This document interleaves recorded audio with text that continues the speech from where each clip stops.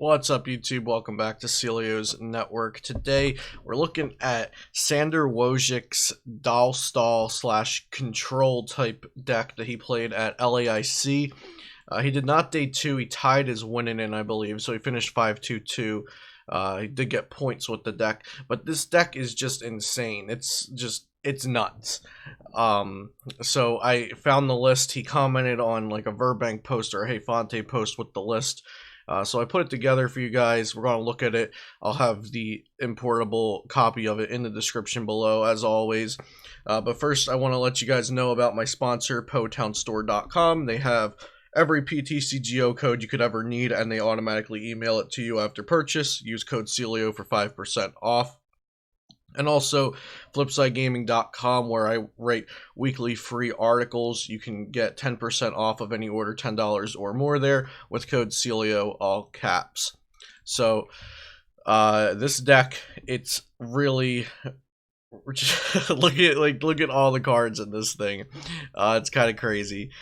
So we're just gonna start off with the Pokemon. I'm gonna try to cover everything, but like, I don't know every purpose and every use of every card in the deck, but we'll do what we can here. Like I said, this deck is insane. Probably the craziest deck I've ever covered on the channel, and I think it's actually really good as long as it sets up and you play correctly, of course. So Celesteela-GX, never used before really in competitive play. I believe it is here for the Discovery GX attack. Count your prize cards and put them into your hand. Then take that many cards from the top of your deck and put them face down as your prize cards. So this deck plays a ton of one-ofs. Let's see, we got the 1/1 Omastar line. We got one Persian Make 'em Pay, 1/1 of the whole Florges line, one Oranguru, one Woobat, one Unknown Hand. Just a handful there of one-of Pokemon that could be very important to different matchups and different strategies. So if you don't need one of your other GX attacks, which is Clear Vision and Discovery GX, you can just pick up all your prize cards and you instantly have anything you know you prized into your hand, and then those get replaced with your top decks. Got a Ditto Prism for evolving into various stage 1s. 2 Munchlax, which this is pretty standard across the board in doll decks. Once during your turn, you flip a coin of heads, put any card from your discard pile on top of your deck. If you use this ability, your turn ends. So if you're not attacking anyway, because most turns and most strategies, you're not attacking with this deck. You're just like trying to leave a doll active. Then Stack Search is great. Even if you flip tails, it doesn't really matter. On that note, I should also mention that this deck has really different strategies for different situations and different decks. Like this deck, you're always formulating your strategy as you go, kind of, based off what your opponent's playing, how they're playing it. I have not worked with this deck myself, but my good friend Alec, when he got the list, he put in some games with it because he was really hype on this idea, and like the foolproof nature of this deck. Like, it has a plan for just about everything, and he was playing with it a lot. Obviously it's very hard to play, but he said like it felt like you had a way out to everything as long as you either didn't prize horribly, or you were able to get the cards out, or you didn't dead draw, because there is a lot of wacky stuff going on. So I guess you could always like get a bad hand of all Pokemon, or you didn't misplay, because like it's the kind of thing with most control decks where if you misplay, you could be punished for it like 4 turns down the line, because now you don't have a card that you needed or something like that. And that's also why I mentioned I should mention that I called it like Doll Control. I'm not really sure you should call this deck Doll Stall, because this is much more than a stall deck.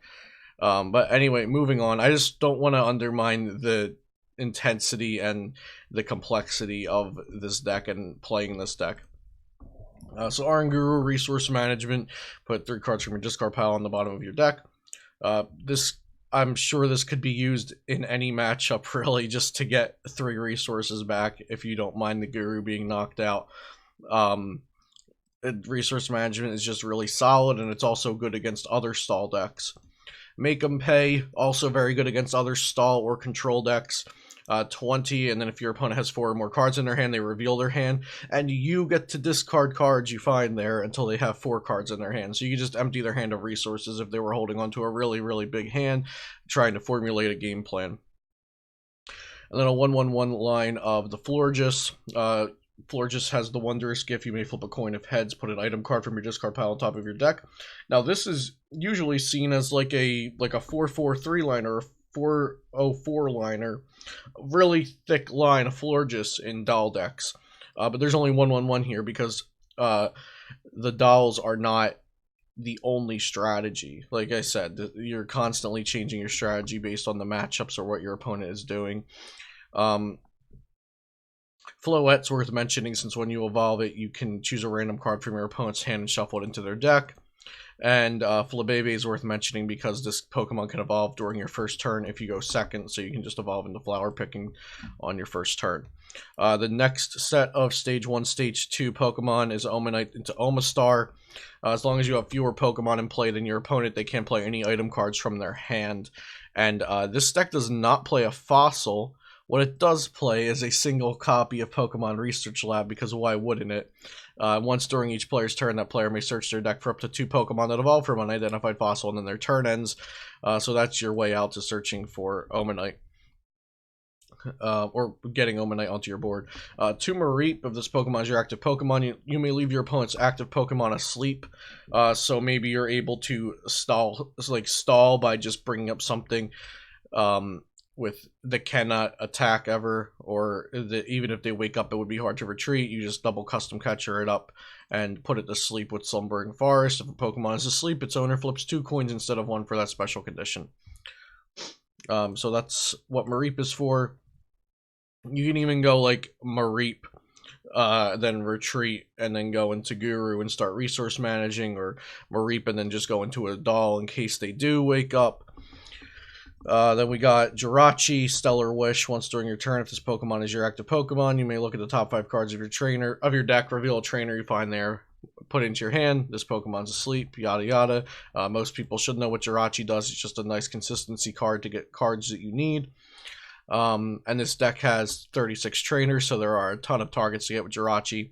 Mawile-GX, another card that has not really seen competitive play, has the ability, when you play this Pokemon from your hand onto your bench during your turn, you may have your opponent reveal their hand and put any number of basic Pokemon you find there onto the bench. You can never attack with this card because this deck only runs 1 Psychic and 2 Recycle. All it's here for is the ability, and this ability goes very nicely with Omastar. We'll review real quick. Omastar, as long as you have fewer Pokemon in play than your opponent, they can't play item cards. So if you have Omastar and you play down Mawile-GX, your opponent has a large hand and you know they're holding on to Pokemon so they can still play their items. Captivating Wink, bring down their Pokemon onto their bench, you item lock them. Latios-GX, of course, clear vision attack for the rest of this game. Your opponent can't use any GX attacks. This could be very good versus Espeoxys, since they could clear multiple things at one time, and that could be really rough for you. And then 2 Mews with Bench Barrier, prevent all damage done to your benched Pokemon by your opponent's attacks. So this protects you versus any bench damage that are going to snipe around your dolls in the matchups where you're going with dolls. So like the Naganadel GX attack that does 170 to the bench. Venusaur Snivy does 50 everywhere. Pikorama, of course, with Tag Bolt, yada yada. Unown Hand, in the match that Sander was streamed, he actually won a game with Unown Hand, so if you want to watch that, just look for LAIC 2019-2020 and Sander Wojcik. So yeah, ability Unown Hand. Once during your turn, if this Pokemon is your active Pokemon, and if you have 35 or more cards in your hand, you may use this ability. If you do, you win the game. So you win if you have 35 cards in your hand and Unknown Hand in the active. And last but certainly not least is Woobat, Nasal Suction. The defending Pokemon can't retreat during your opponent's next turn. Nasal Suction is very good. From my friend Alec, who played with this deck a lot, from what he's told me, Nasal Suction is great if your opponent ever puts down like a Dedenne, especially in like Ability Zard where they can't attack with the Dedenne, or any matchup really where they don't have Rainbow Energies. You can just kind of gust up the Dedenne and go Nasal Suction. If you do that and you have an Omastar in play, so they can't switch, you just won the game. Or if they're out of switches, you can just Nasal Suction and try to just outlast them. Maybe every now and again you have to go, like, if you don't Florges cards back into your deck, if you like miss a coin flip or something and they're outlasting you on resources, then you might have to like take a turn off of Nasal Suction to resource manage or something like that. But yeah, Nasal Suction, I've been told, is very, very good from the people that have actually worked with this deck. And it seems like pretty good. Like, locking a Pokemon up and just say Nasal Suction every turn sounds like a pretty good strategy if you're confident that you can outlast your opponent on resources. And like I said, especially if you have the Omastar out so they can't use Switch. 2 Custom Catcher, pretty self-explanatory, just a single gust effect. Lily's Pokédoll. Like I said, this isn't a Lily's Doll stall, but it is Lily's Doll and stalling are viable strategies within the deck. Play this card as if it were 30 HP. Colorless basic Pokemon at any time during your turn. If this Pokemon is your active Pokemon, you may discard all cards from it and put it on the bottom of the deck. This card can't retreat. If this card is knocked out, your opponent can't take any prize cards for it. So the Doll Stall deck cycles through dolls, just send them up every turn, get them back with Florges and Munchlax, and just, as long as your opponent ain't gust around or hit that bench damage, you just win because your opponent's never taking prizes and you outlast them on resources. So that is a strategy within the deck. 4 Pokegear, just a consistency card. A Pokecom, consistency card. Super Scoop Up. You can go with like the Will, which is the next time you flip any number of coins, choose heads or tails for the first coin flip. So you could just get a guaranteed Super Scoop Up if you needed to. That seems very, very situation dependent. Maybe you need to pick one Pokemon up to have fewer Pokemon for the Omastar. Maybe you like walled with Celesteela for a turn and now you're super scooping it. Or maybe you just need to get Pokemon back so you have more cards in your hand for Unknown Hand. I don't know. That seems very situation dependent. I'm not sure that there's any specific scenarios other than the ones I mentioned that I could think of for Super Scoop Up. I already mentioned the Pokemon Research Lab and the Slumbering Forest. Then we've got Sky Pillar, prevent all effects of the opponent's attacks, including damage done to bench Pokemon. Just another way to prevent bad things happening to your board other than the Mew. Slumbering Forest we went over. Bill's Analysis, just another consistency card like Jirachi to get trainer cards. Copycat, if you're stalling, your opponent's gonna be like draw passing if you like Woobat a Dedenne up there, so you can draw a lot of cards off of Copycat and get yourself into Unknown Hand territory potentially. Faba seems like a very good card to have around if you're stalling or playing the resource game to get rid of tools and to get rid of any special energy, maybe stadium cards especially. If you need to get your stadium card into play and Chaotic Swells in there, you can Faba out the Chaotic Swell and get your stadium card into play. That could be very, very big. Looker, draw 3 cards from the bottom of your deck. If you just resource manage and you have Looker in your hand so you can know that you'll draw those cards next turn, you could resource any 3 cards that you want for the next turn and then Looker into them on the following turn. Lieutenant Surge strategy, you're not taking prize cards with this deck, so Lieutenant Surge's strategy is very, very good. So you can only play it if you have more prize cards remaining than your opponent, and then during this turn you can play 3 supporters, which means Lieutenant Surge and then 2 more. Lusamine, amazing for any stall or control deck. Put any combination of supporter and stadium cards from your discard pile into your hand. And as you can see, there are a ton of targets for that. Professor Oak setup, search your deck for 3 basic Pokemon of different types and put them onto your bench. we have a whole collection of Pokemon of different types in this deck, so I don't think you'll have any problem finding targets for that, and this is a really good consistency and setup card for this deck for that reason. Rosa, you can play this only if one of your Pokemon was knocked out during your opponent's last turn. Search your deck for a Pokemon, a trainer, and a basic energy. The basic energy isn't too big for this deck, but the Pokemon and the trainer is. That could be like your Florges and Lily's Pokédoll, or your Woobat and your Psychic Energy. And maybe, I don't know, an escape board to get out of the active into Woobat and start locking them.